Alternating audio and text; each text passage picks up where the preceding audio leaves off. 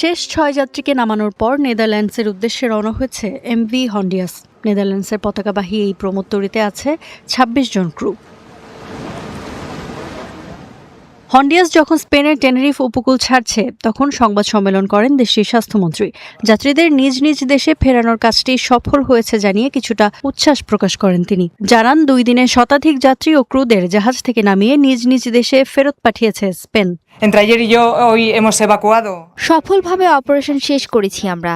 বিভিন্ন দেশে জাহাজের যাত্রীদের নিয়ে ৮টি ফ্লাইট গেছে। এটা খুবই কঠিন হতে পারত, তবে স্বস্তির খবর হলো সবকিছু ঠিকভাবে সম্পন্ন হয়েছে। এদিকে আরও একজনের শরীরে হান্তা ভাইরাসের সংক্রমণের খবর পাওয়া গেছে। আক্রান্ত ওই নারী ফরাসি নাগরিক। তার শারীরিক অবস্থার দ্রুত অবনতি ঘটছে বলেও জানিয়েছে দেশটি। স্বাস্থ্য পরীক্ষায় জাহাজ ফেরত বাকি ৪ জনের ফলাফল নেগেটিভ। তারপরও বাড়তি সতর্কতার অংশ হিসেবে ফের তাদের পরীক্ষা করা হবে। এছাড়াও যাত্রীদের সংস্পর্শে আসা ২২ জনকে কড়া পর্যবেক্ষণে রেখেছে ফ্রান্সের স্বাস্থ্য বিভাগ।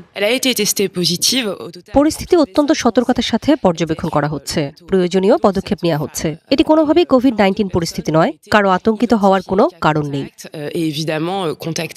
প্রমোত্তরীটি থেকে নিজ দেশে ফিরেছেন জার্মানির যাত্রীরাও। প্রথমে ফ্রাঙ্কফুর্ট হাসপাতালে নেওয়া হয় তাদের। কারো শরীরে কোনো ধরনের উপসর্গ না থাকায় সবাইকে নিজ নিজ বাড়িতে পাঠানোর সিদ্ধান্ত হয়েছে। সেখানেই কোয়ারেন্টিনে থাকবে তারা। অন্যদিকে গ্রিসে জাহাজ ফেরত যাত্রীদের ৪৫ দিনের হাসপাতাল কোয়ারেন্টিন এবং আয়ারল্যান্ডে ৪২ দিনের আইসোলেশন চলছে।